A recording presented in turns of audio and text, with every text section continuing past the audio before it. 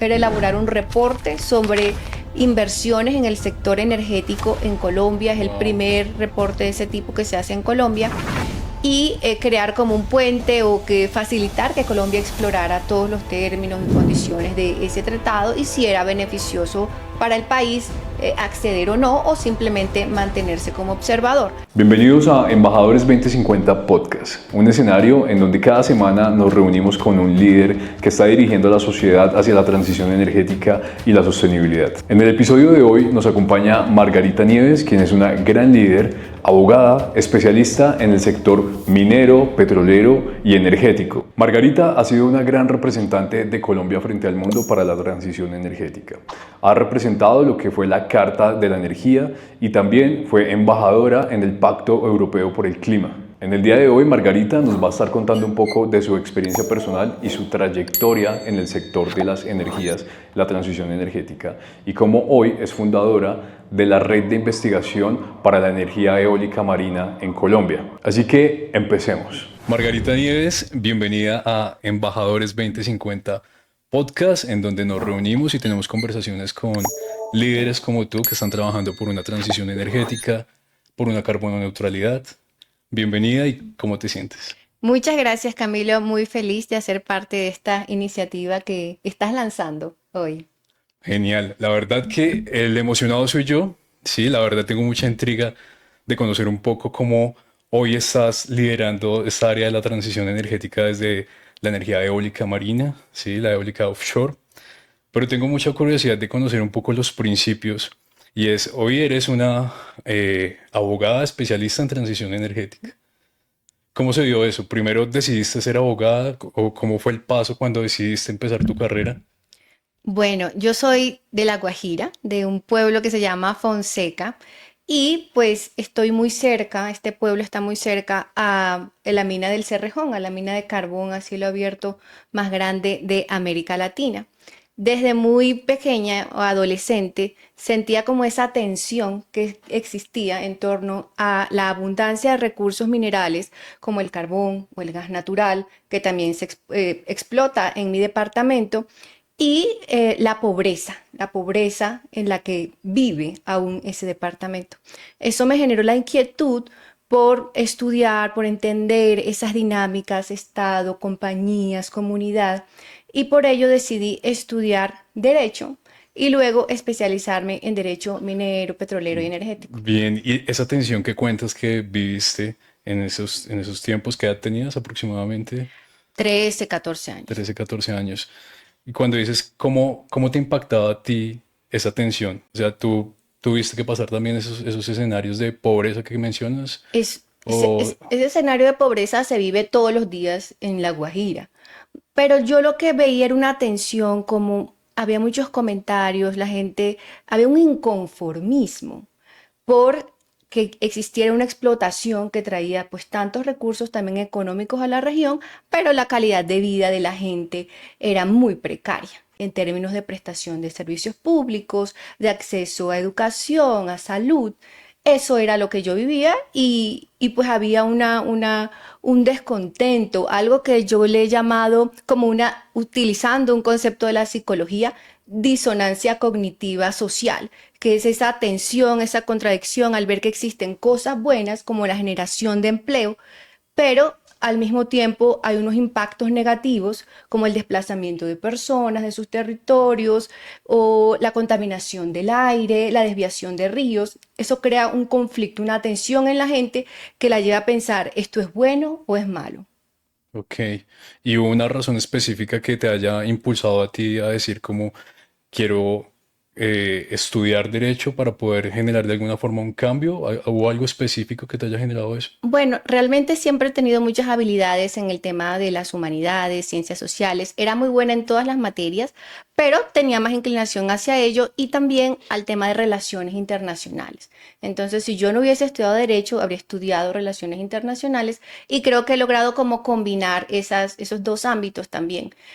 Sí, creo que a través del derecho, lo primero es que tú conoces cuáles son tus derechos, tus obligaciones. Creo que las personas que estudiamos derecho estamos como de alguna manera blindadas frente a la vida y al Estado al conocer tú cómo debes relacionarte con el Estado.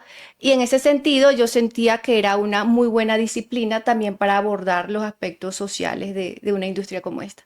Ok, bien, entonces iniciaste tu carrera en el derecho.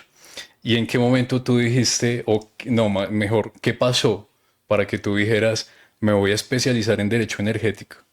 Bueno, eso fue aproximadamente en séptimo semestre de Derecho, que tuve la oportunidad de participar en unos comités de seguimiento a la inversión y ejecución de las regalías. Eran unos comités patrocinados por las empresas carboneras. En ese momento era en el departamento del Cesar, porque yo estudié Derecho en el departamento del Cesar.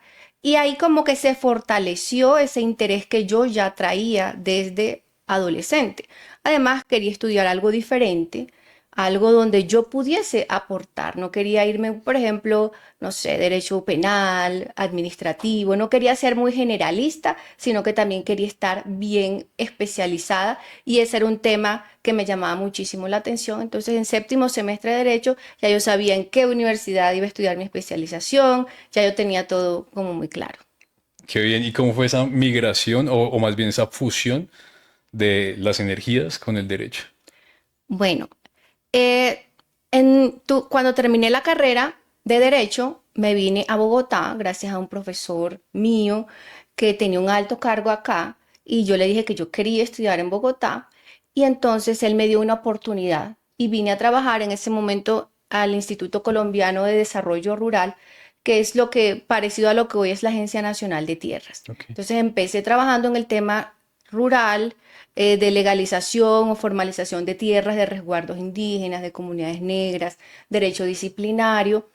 Y ya estando en Bogotá, pues lo que hice fue inscribirme en esta especialización de derecho minero y petrolero y así empecé.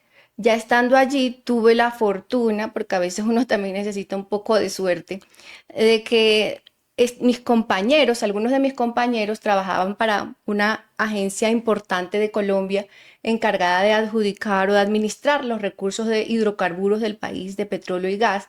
Y uno de mis profesores era el director de esa agencia. Entonces yo era muy activa, muy participativa en las clases y luego me acerqué a él, le dije que yo quería trabajar para esa agencia en Colombia y luego, como al año de esa conversación, me llamaron, me pidieron la hoja de vida. Entonces fue una combinación de esa preparación, ese interés y la oportunidad. Súper bien. Entonces, tu relación en un inicio, cuando ya entraste a tu especialización en derecho energético, fue primero con los hidrocarburos. Sí, bueno, primero era el tema carbonero y minero por venir de la región de donde vengo, Ok, aunque allá también pues hay gas natural, pero lo que más se sentía era el tema del carbón. Y por eso estudié derecho minero, pero la especialización también tenía ese componente petrolero. De hecho, era la primera especialización en Colombia con ese perfil y yo fui la primera, como la primera promoción de esa especialización. Entonces el tema petrolero llegó y con los compañeros que tenía y mi profesor, entonces se afianzó y ahí tuve la primera oportunidad y ya me desarrollé más en el campo de hidrocarburos. súper interesante. ¿Y cuáles fueron, consideras tú, una de las evoluciones importantes, digamos, cuando se genera esta primer eh, promoción, pues, del derecho específicamente en petroleros, ¿cierto? Sí, Ok, como, bueno, ahí lo interesante era que ya se venía como un poco desligando el tema petroleros del minero. Muchas veces ok. en Colombia se trató el tema petrolero como muy parecido al tema de minas, pero es completamente distinto en cuanto a la explotación, por ejemplo, el tipo de empresas que participan en esta industria, el impacto que tiene para el país y para el mundo. Yo recuerdo también mucho y eran unos temas que me causaban mucha curiosidad y es, por ejemplo, el tema de las Torres Gemelas, Ujú. con este atentado en Estados Unidos. Y uno preguntaba, bueno, ¿qué pasó?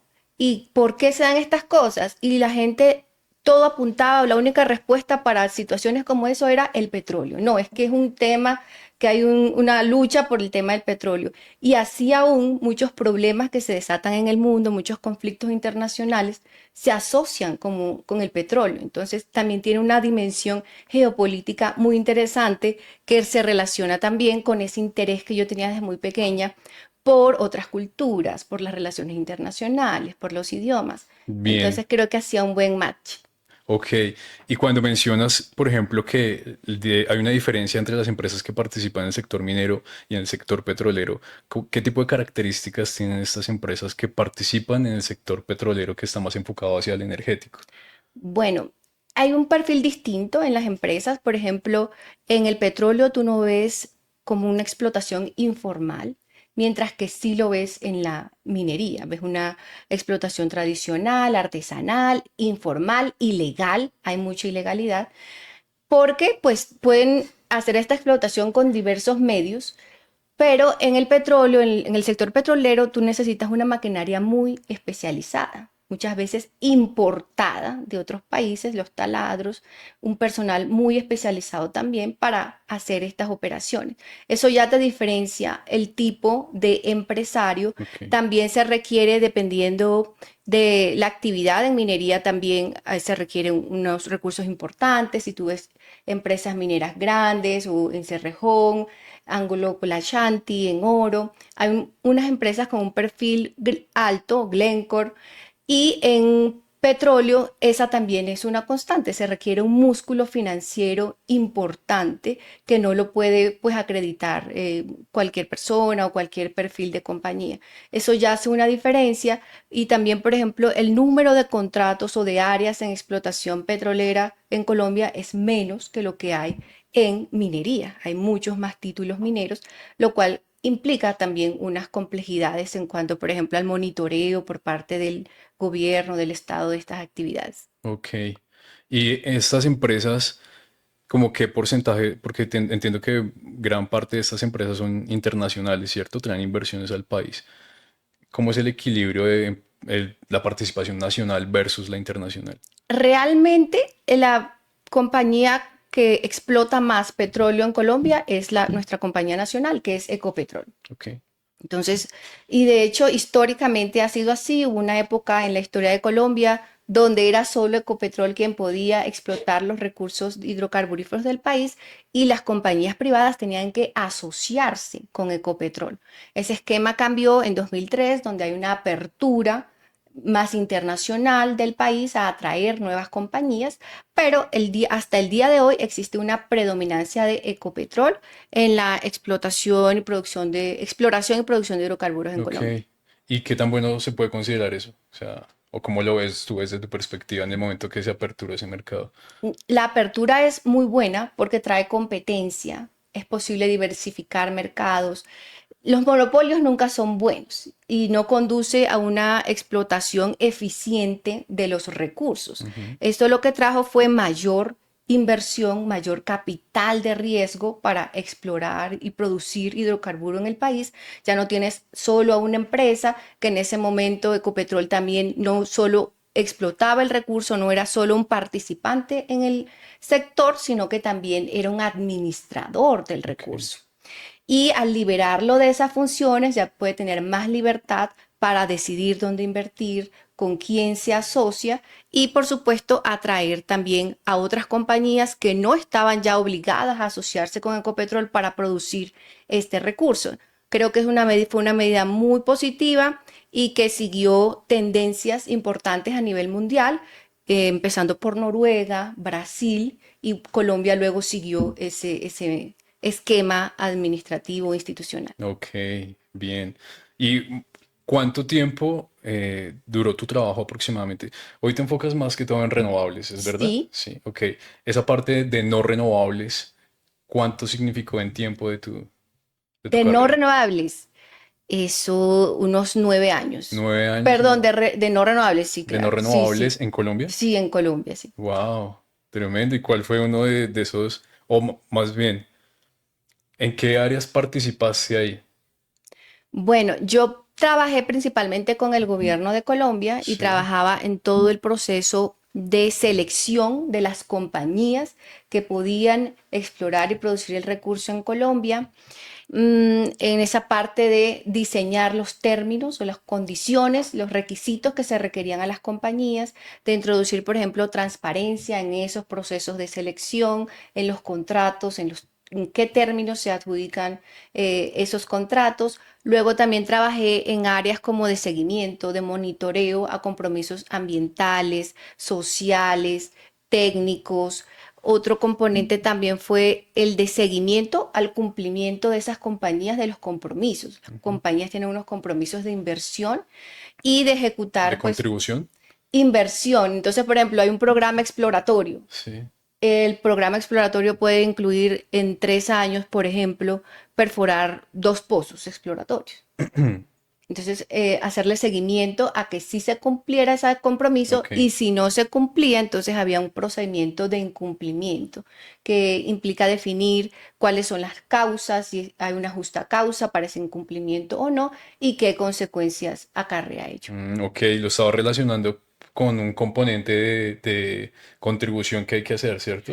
Cuando se También hay desarrollan los un, proyectos. Sí, pero también hay un componente de inversión social Ujú. que se desarrolló principalmente en Colombia a partir de 2012, Ok. ya con obligaciones concretas. Un porcentaje de esas actividades de exploración tenía que destinarse a la inversión en comunidades, en el área de influencia de los proyectos. Eso está arreglado y ya no es como un acto voluntario de las compañías, sino que está reglado y es un compromiso, es una Sí, obligación de las compañías frente a las comunidades. bien, genial.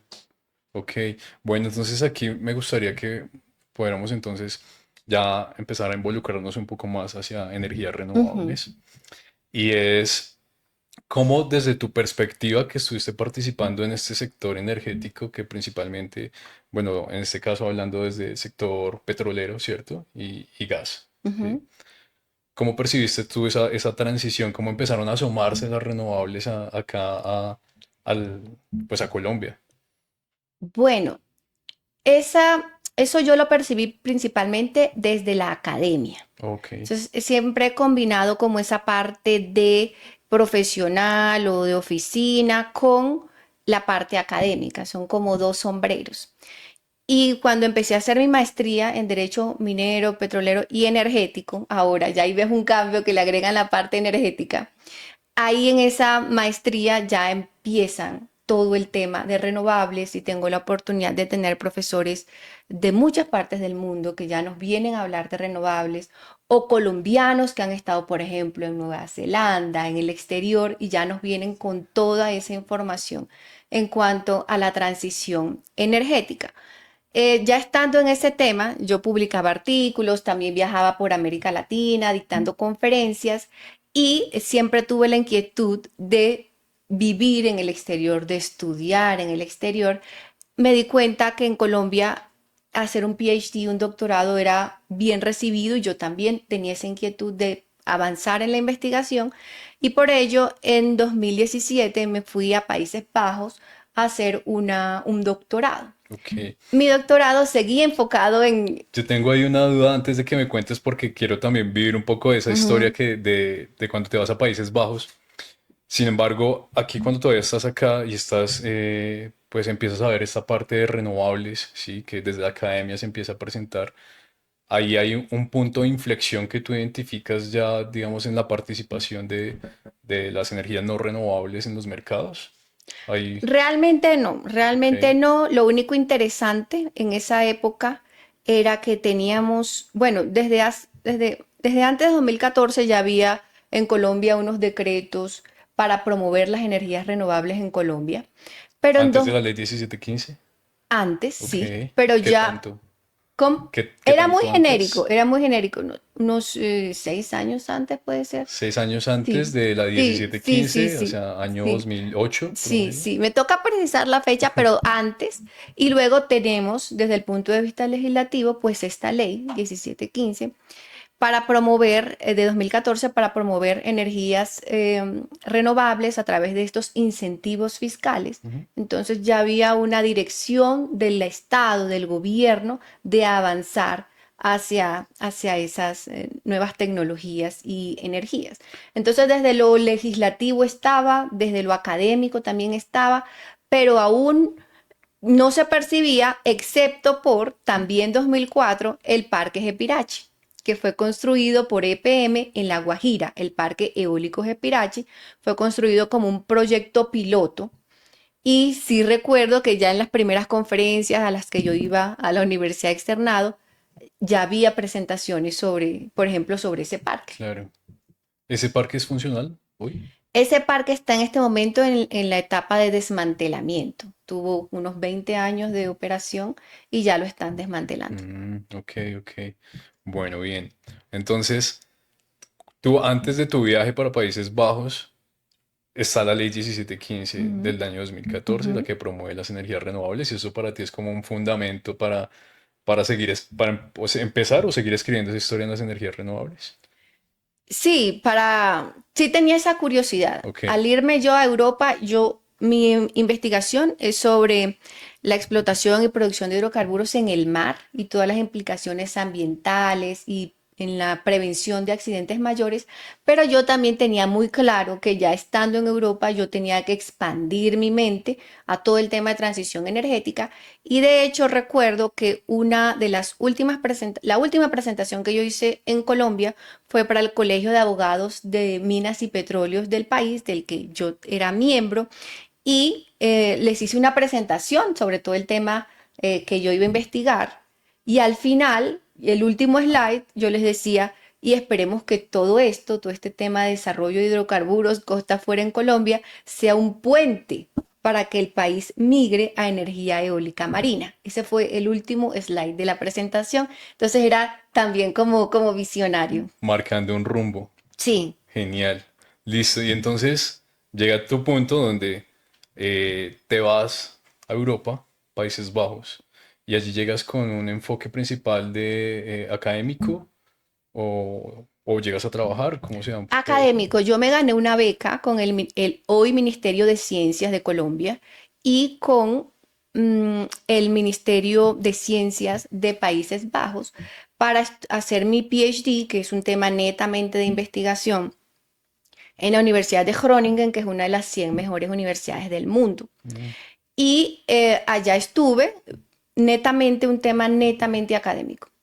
Genial. ¿Qué llegas a estudiar? ¿Cómo se llamaba es eso que era el PhD? Ujú. Pero tiene un título. Bueno, yo fui a estudiar al Centro de Derecho Energético, hoy se llama Centro de Derecho Energético y Sostenibilidad de la Universidad de Groningen, que es el único en su género en Países Bajos. Y en ese lugar, en Groningen, está el campo de gas natural más grande de Europa. Entonces, por eso ellos también tienen como ese interés en desarrollar en todo el tema energético. El PhD se llama simplemente PhD en Derecho. Ok, ok, bien. Y entonces empiezas ahí a escribir sobre ese camino sobre energías renovables en tu profesión. Sí, a partir de ahí se publiqué los primeros artículos sobre energías renovables. Al año siguiente de yo empezar mi PhD, fui invitada con el Instituto Verde de Economía, Green Economics Institute, que está basado en Reino Unido, a participar en la Convención de Naciones Unidas sobre Cambio Climático, la COP24, en Wow, Polonia. Ahí tuvimos un panel para hablar de cambio climático, transición energética y ese fue de los primeros capítulos o documentos que yo escribí en cuanto a transición energética. este es el encuentro que tú tuviste con otras chicas sobre transición energética, donde hicieron una exposición, o sea, unas mujeres, que tú estabas entre ese grupo, ¿es ese? Pues había mujeres, había hombres, Ok. había gente de Japón, de Reino Unido, Es de que tengo en Brasil. mente en donde tú estuviste solo con chicas haciendo una exposición, según los datos que estuve leyendo de ti. Me imagino que el capítulo del libro, no sé, o me cuentas si es sobre la relevancia de la Carta de la Energía para el desarrollo de las energías renovables en América Latina. Bueno, entonces ese incluso fue antes, Ese fue ese fue antes. antes. Yo tuve la oportunidad de representar a Colombia en Bruselas ante la Carta de la Energía, el Secretariado de la Carta de la Energía, que es el único tratado internacional en Colombia que protege inversiones en el sector energético.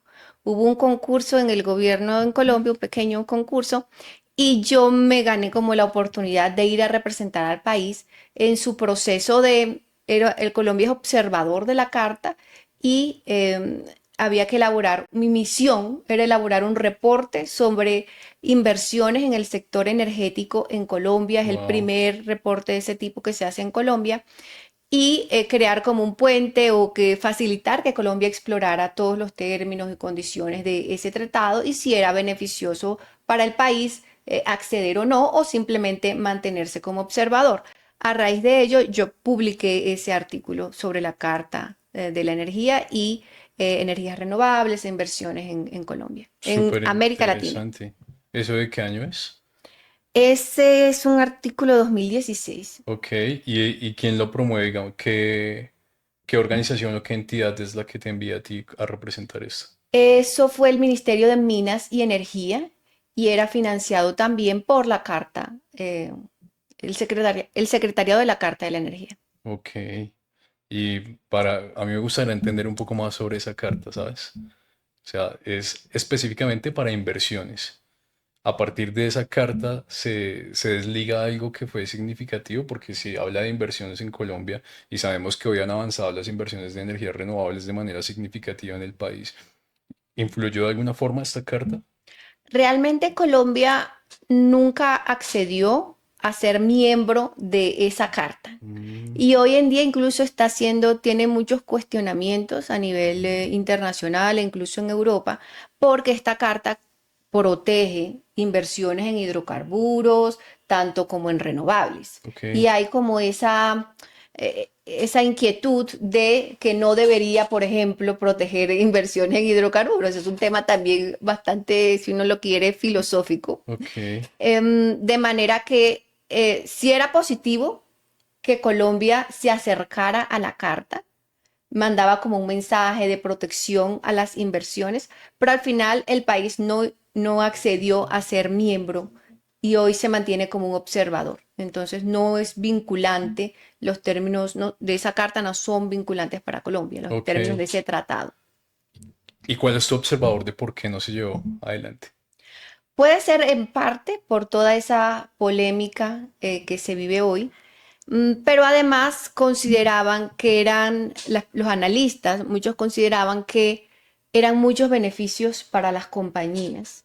Por ejemplo, poder llevar a Colombia a un tribunal de arbitramiento, mientras que Colombia no podía hacer lo mismo frente a las compañías. Entonces, se percibía como un desequilibrio entre lo que podía hacer el Estado y lo que podían hacer las compañías en escenarios de disputas por inversiones en el tema energético. Sin embargo, Colombia hoy en día es miembro de muchos tratados internacionales de protección de la inversión, donde también se prevé el arbitraje, pero ya es una relación uno a uno con cada país en lugar de adherirse a un tratado que fue aprobado ya hace muchos años, además en otro contexto, en el contexto de la caída o la desintegración de el imperio, pues la Unión Soviética, Ujú. y cómo esas nuevas naciones se incorporaban a este nuevo orden mundial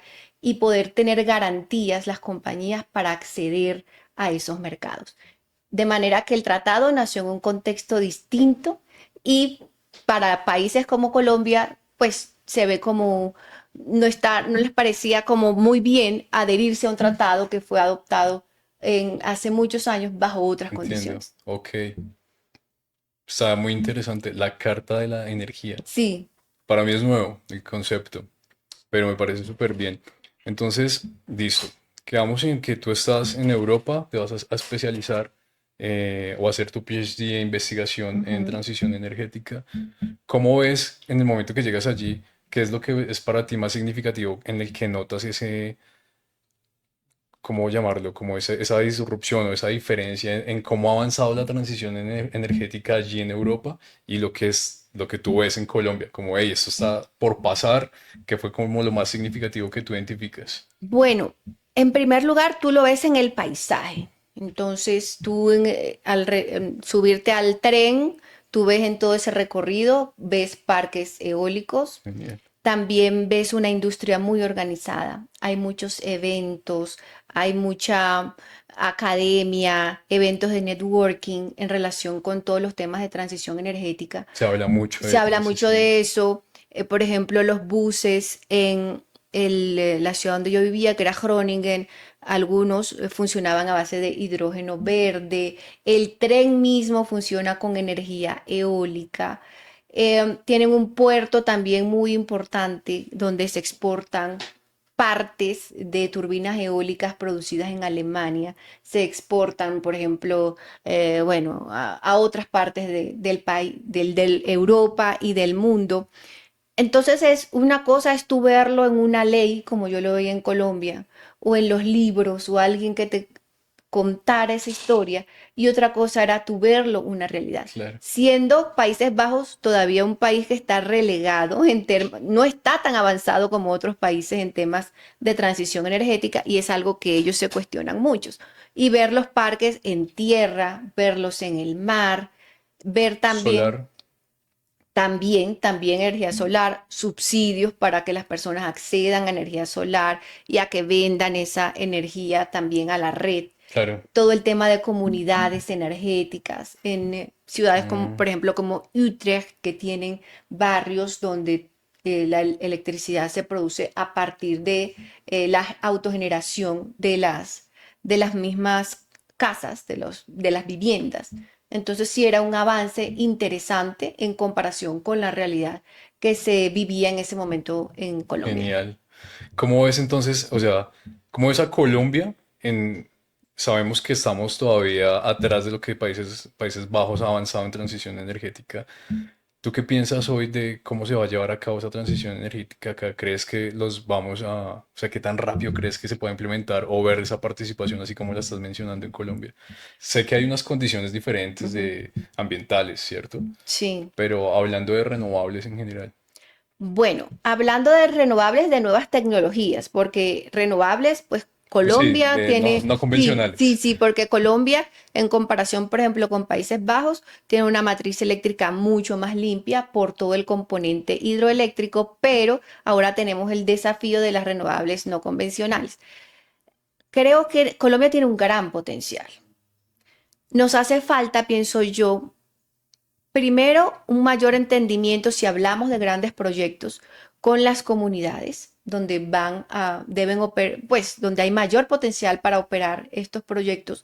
Y creo que también hace falta mayor liderazgo y mayor visión empresarial y En de Colombia. educación en O Colombia. sea, esas Sí, son cosas que podemos aprender de Europa. claro que sí. Son cosas que podemos ¿Qué cosas aprender. consideras tú que deberíamos nosotros copiar, aplicar del desarrollo de transición energética en Europa versus Colombia? Bueno, en Europa el tema de innovación y tecnología está en las venas.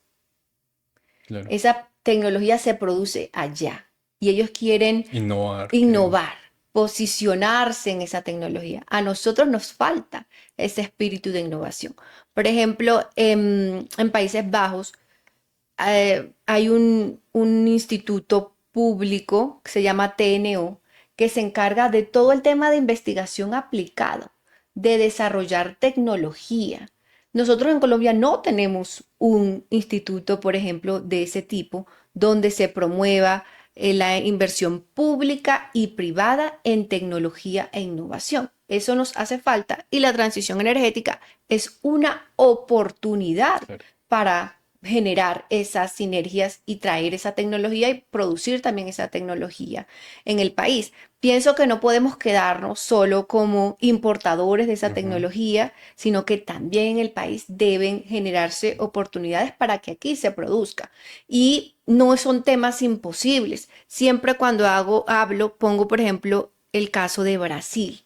Creo que es importante mirar a Europa, pero también es importante mirar a nuestra región, en este caso Brasil, porque podemos sentirnos más identificados. De Sí, pronto más sí, tropicalizado. de pronto la gente habla de Países Bajos, yo no sé ni eso dónde queda, Dinamarca no tengo ni idea, mucha gente puede pensar así, pero Brasil lo tenemos más cerca. Y ellos han tenido una estrategia muy interesante en la producción de tecnología, por ejemplo, para parques eólicos. Brasil hoy es el quinto fabricante de turbinas eólicas en el mundo, que es Wow. algo que la gente, no, mucha gente no conoce. ¿Qué participación de la matriz energética, sabes? ¿Representa? La participación de la energía eólica en la matriz energética en Brasil es de aproximadamente de 15 a 18%. Oh, Y importante. solo para ponerles una comparación, siempre uso esta comparación, en Colombia en los últimos 20 años se han construido 3 parques eólicos, uno que se está desmantelando. En Brasil hay casi 1000 Wow. en el mismo tiempo.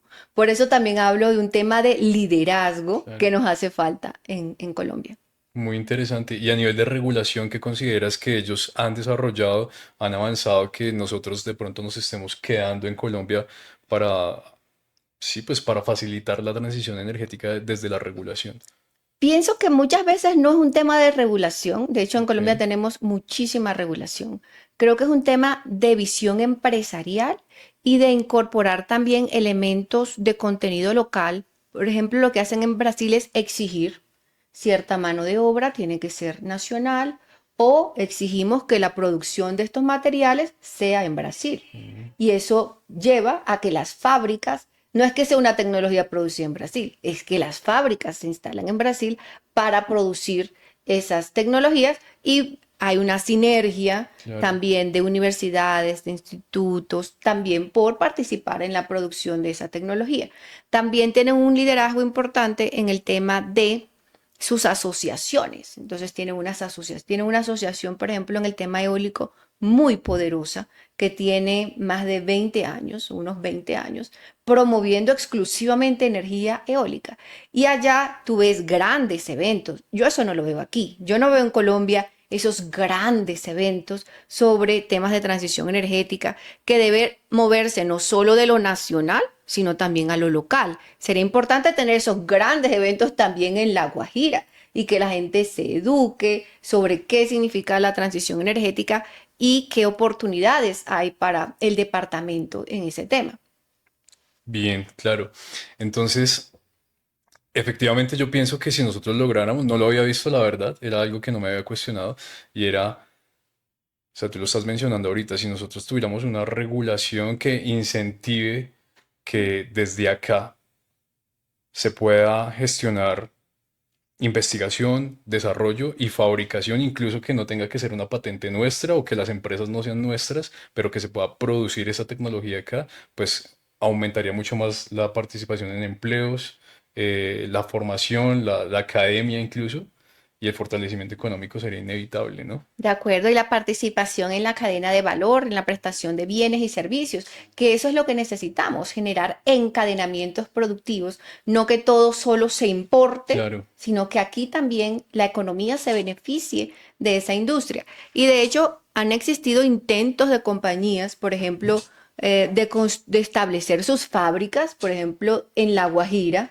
para construir allá, para fabricar allá torres de turbinas eólicas. Eso fue hace como 2 años. Nordex, una empresa española, creo que también con un tema o con una participación alemana, querían construir esa fábrica en La Guajira.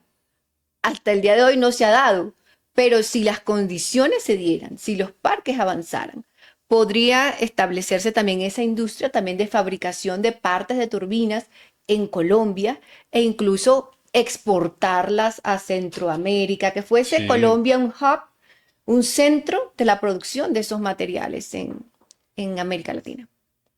claro, sí, hay un mercado gigantesco por abordar ahí. Y entonces, ¿será que eso no se está llevando a cabo tal vez por, qué crees que falta para que se lleve a cabo esa participación de transición energética, pero desde interna, desde Colombia? ¿Qué puede faltar? En principio hace falta educación porque todo esto requiere una licencia social.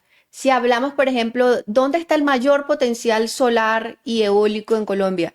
En todo el país hay, pero si tú quieres pensar en grandes escalas, tienes que enfocarte en las áreas donde hay un mayor potencial. Ujú. En este caso, uno de los departamentos, vuelvo, es La Guajira. Total. Tienes el mayor potencial eólico, tiene un importante potencial social, solar, pero también tienes unas dificultades importantes de brechas abiertas en cuanto a temas sociales, de insatisfacción de necesidades básicas. Es uno de los departamentos más pobres de Colombia y además gran parte de las áreas donde está el mayor potencial, pues son resguardos indígenas. ¿Qué significa eso? Que son prácticamente unos territorios intocables donde solo puedes operar si cuentas con la aprobación de las comunidades indígenas que viven en esas zonas.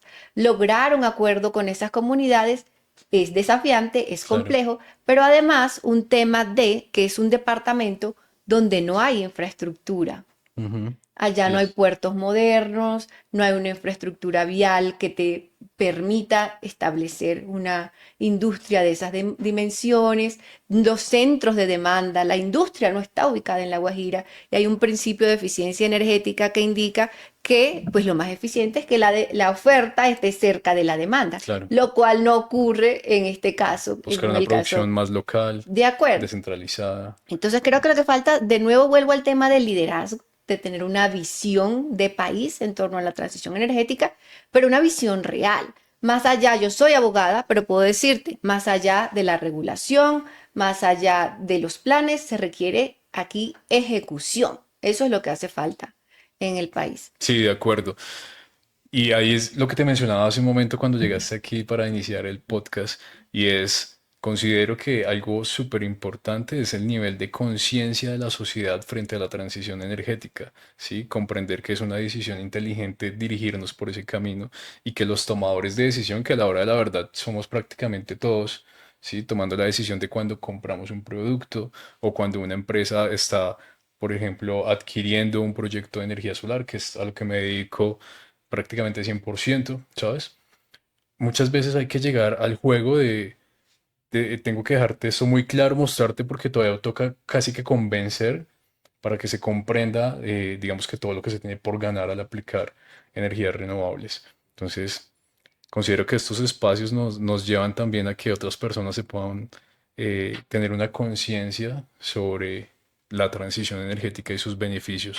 Margarita, ¿cuál podríamos considerar que es uno de tus mayores aprendizajes, logros o hitos alcanzados cuando estás allí en Europa en este tema de transición energética?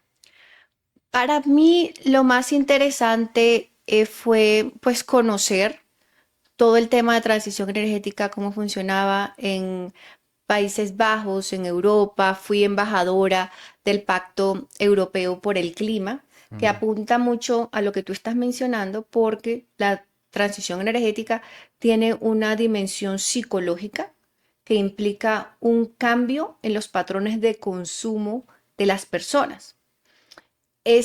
Entonces allá, por ejemplo, en Europa ven la transición energética como una oportunidad para que la región o el continente se reindustrialice a claro, partir de esas nuevas tecnologías y también lo ven como que no es solo la parte financiera, no es solo la parte tecnológica, sino que también se requiere un componente social.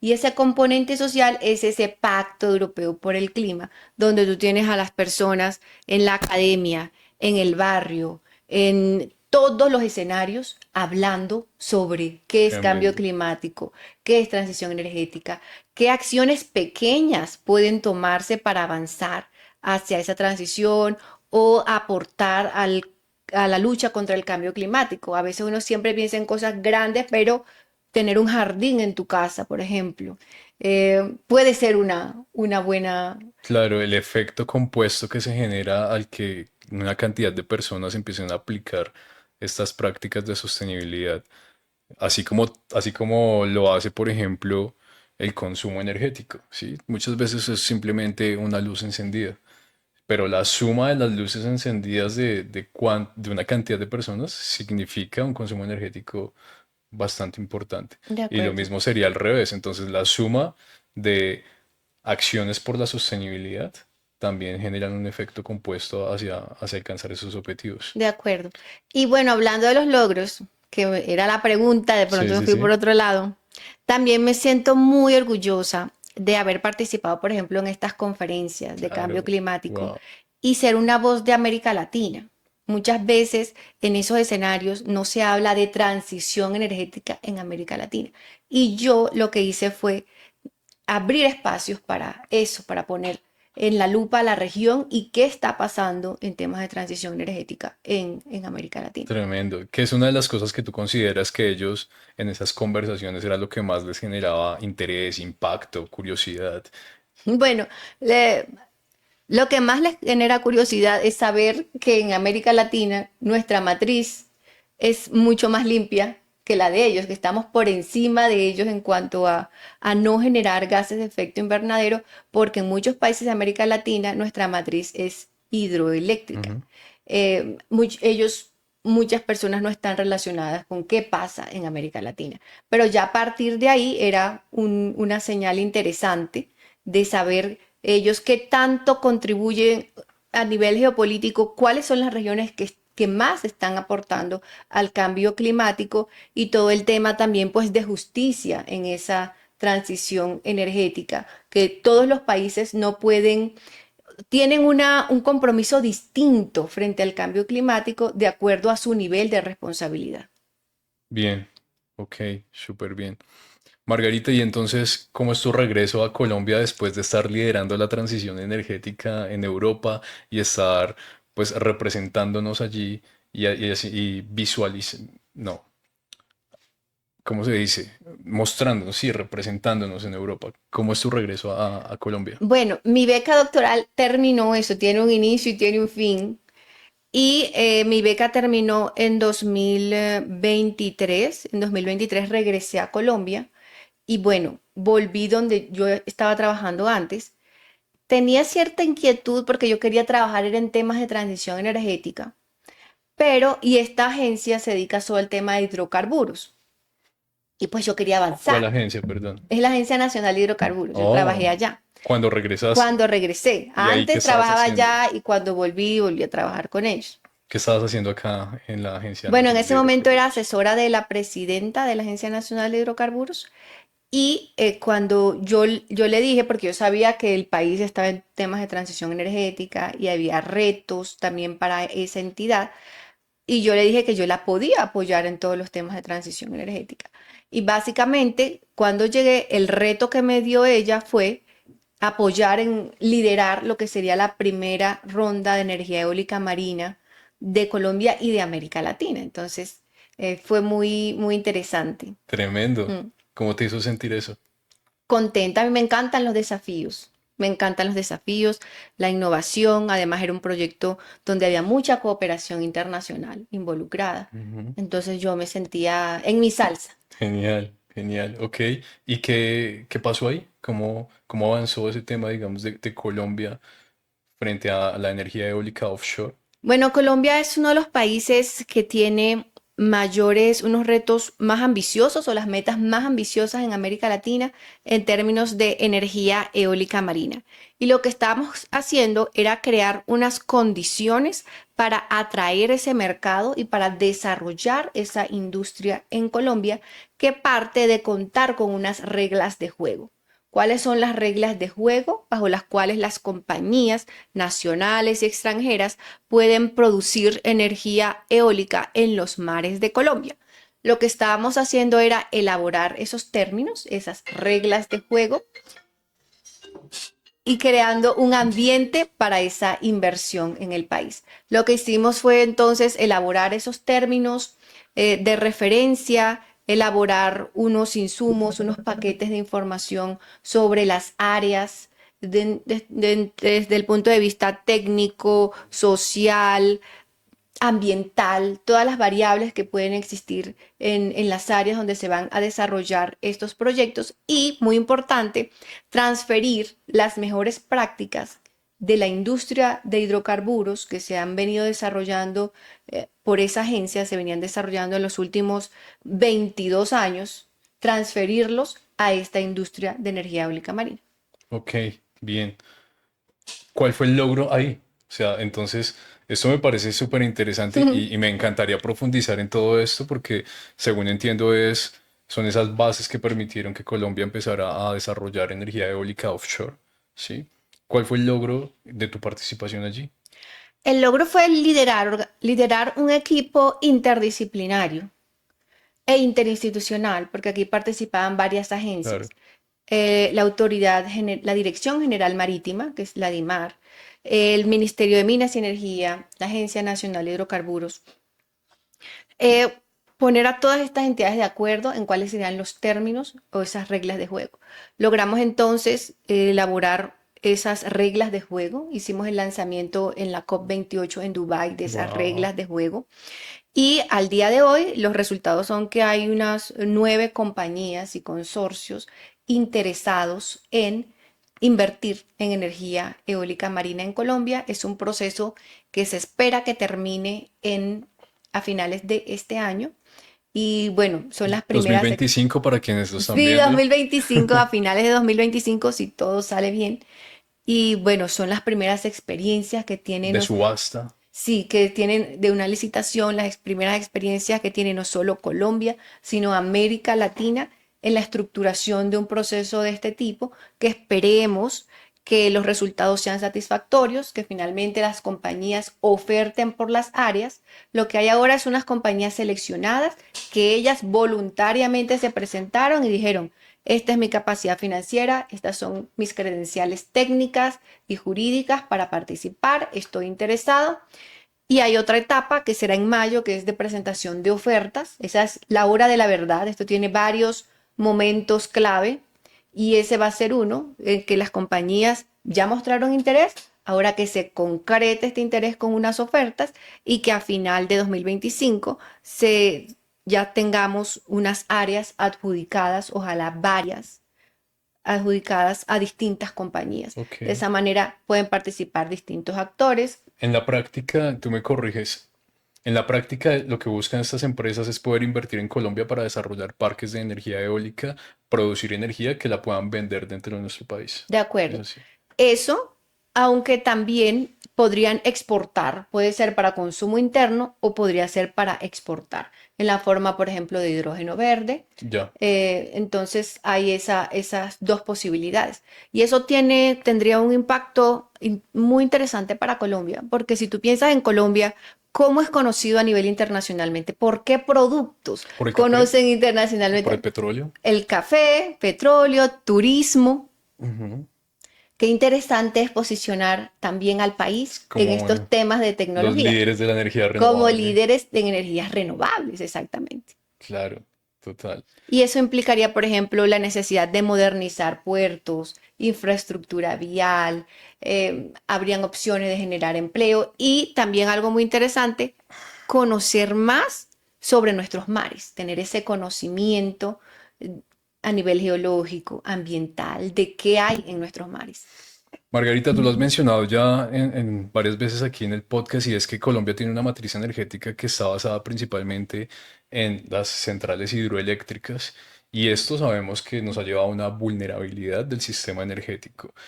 ¿Cómo consideras eso tú, por ejemplo, esos anuncios de un posible apagón en Colombia? Bueno, está latente.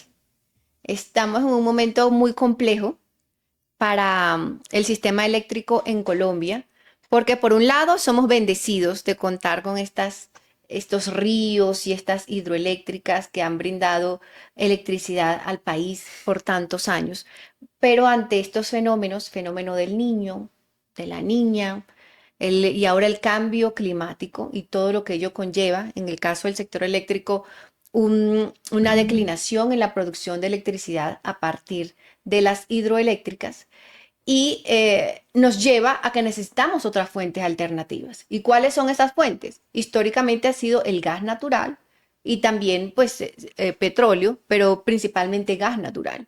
Y vivimos en Colombia una situación donde están declinando esas reservas eh, en La Guajira, Chuchupa, Cusiana y Copiagua, en los llanos orientales.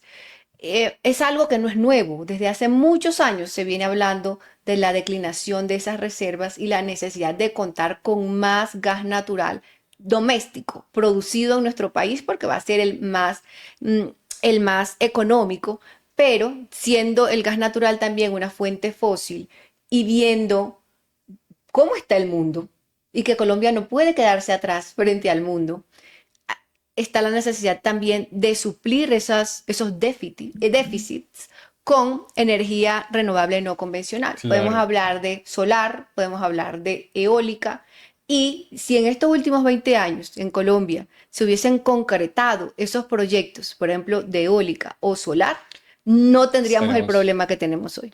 o sea que el problema es que si estamos corriendo el riesgo de un posible apagón energético en el país. Sí, Claro. Ahora, entendiendo esto y que también las reservas de gas y petróleo, tengo entendido, están inferior a 17 años probadas, ¿cierto? así ha sido por muchos años. Siempre nos movemos en esa cifra de 7 años. Ok, bien. Entonces, ¿qué consideras que si estos parques de energía eólica no entran a operar en los próximos años y entendiendo que la problemática energética de Colombia es una tendencia, o sea, no es algo que está pasando ahorita, sino que lo podemos ver desde los años atrás sobre las gráficas de cómo el parque generador hidráulico cada vez está teniendo menor capacidad de suministro de energía eléctrica al país. Por lo tanto, la demanda sí sigue creciendo y esto es una amenaza inminente. ¿Qué necesitamos para que esos parques eólicos de verdad se lleven a cabo? ¿Qué falta? Uy, ¿Qué recomiendas tú que se haga para las personas que puedan ver esto? Tal vez nos escuche por allí alguien que pueda adelantarlo. los retos son grandes.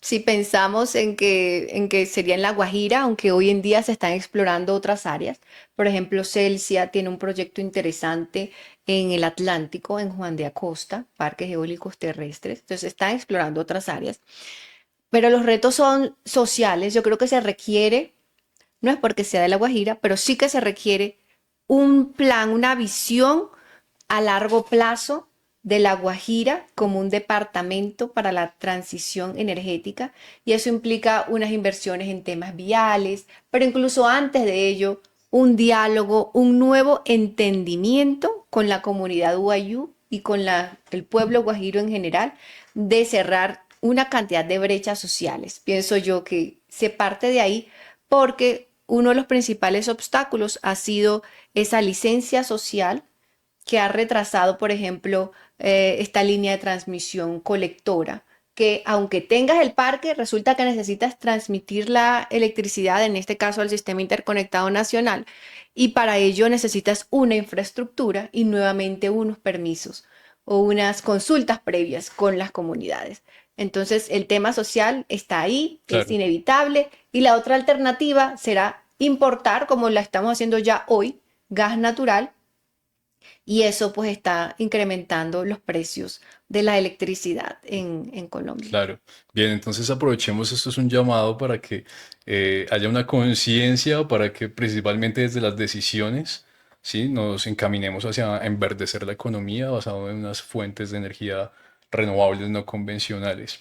Y aprovechando de eso, Margarita, ¿qué tal si nos cuentas sobre tu nueva asociación, la organización que has creado? Cuéntanos, por favor, cómo se llama, cuál es su Sí, objetivo. esta red se llama Red Colombiana de Investigadores de Energía Eólica Marina.